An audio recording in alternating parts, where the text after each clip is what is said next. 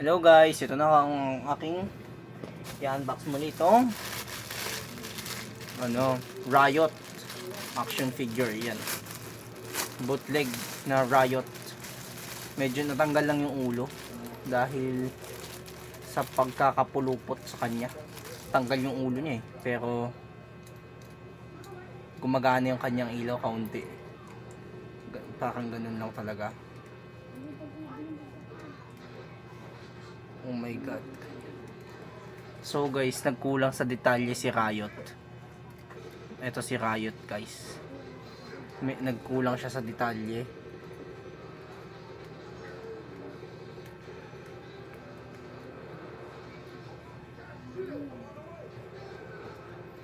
So guys, napakaluwag niya talaga guys. Wala siyang grabe.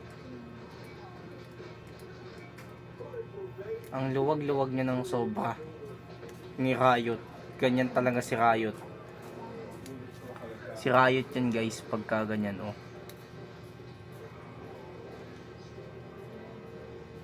Eto siya si Riot. Naku, ano yan, ganyan. Gumagana ang kanyang ilaw pero ang may problema dito, may malaking problema tayo.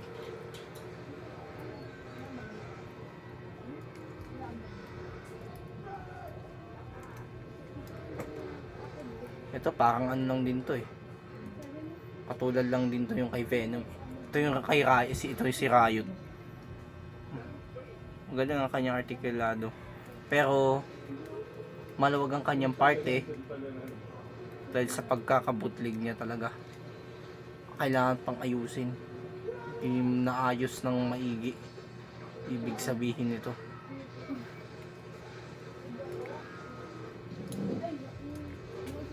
Kaya hayaan nyo muna, later on aayusin ko si Riot. Ayusin ko siya ng husto kung si Riot. Ito maganda naman ang kanyang articulado pero lang talaga pangit ang pagkakaano niya. Paano mo siya maitatayo kasi nga ganyan, mahirap siya itayo ang husto. Pero magaling ito si Riot. Oh my god, natutumba po lagi si Riot. Yan po, galing pa kasing China yan. Tapos syempre yung pagkaka-order ganyan talaga. Pangit naman din tingnan pagka pero wala tayong magagawa. Ganyan talaga sila ang mga seller guys. Kung bakit ganyan na ganyan sila, hindi sila pantay. Halos parang wala sila sa hindi naman matino ang kanilang pag-aano. Pero aayusin ko to mamaya maya dahil sa pulupot na siya, hindi mo siya ganong maayos. Ganyan mo na lang siya. Maya maya maayos naman din natin to, itong si Riot. Pero gumagana rin ang kanyang ilaw. Purong red lang kasi ito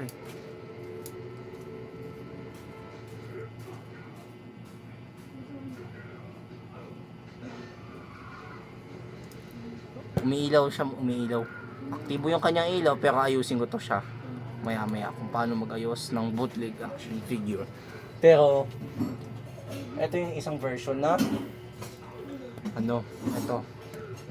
etong green na version, si Lasher.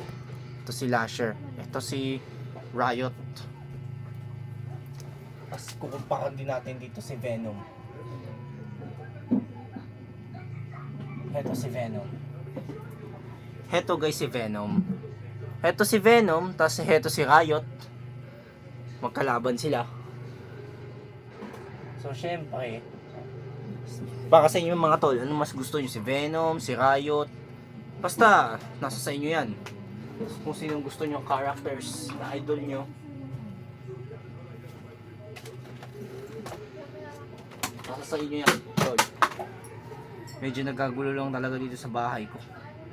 Ayusin ko na lang dito pati mga baril-barilan. So ayusin ko lang si Riot kung ito ay umaubra.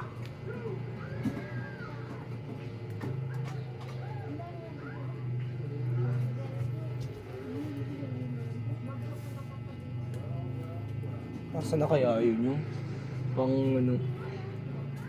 Biglang nawala.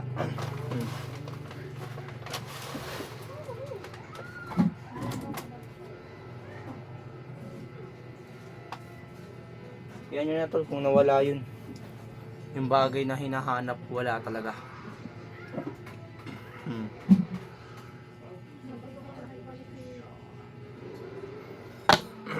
Ito na lang.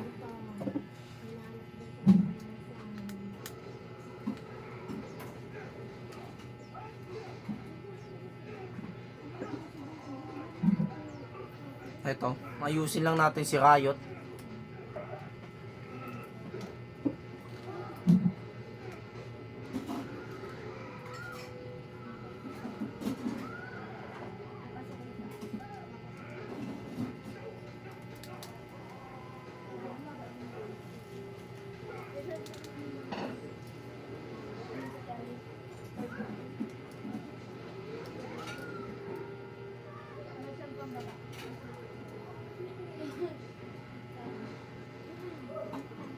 Ayan, naayos na natin ng husto si Riot.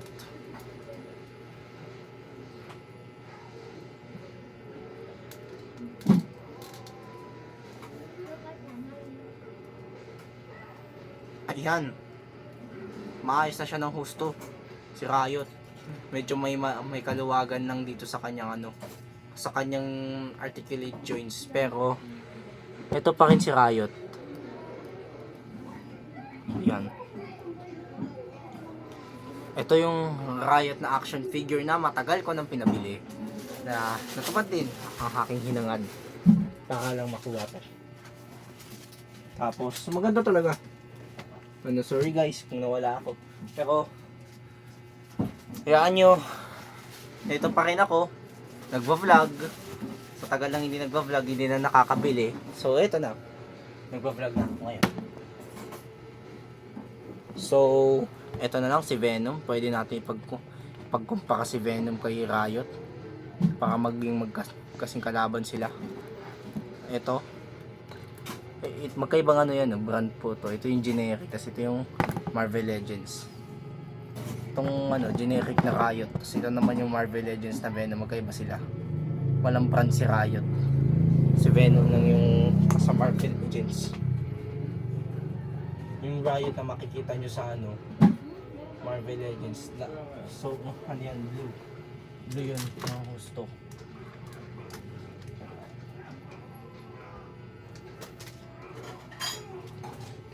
Naka-blue siya guys ng gusto. Kaya, ganyan ang makikita ninyo kay Riot.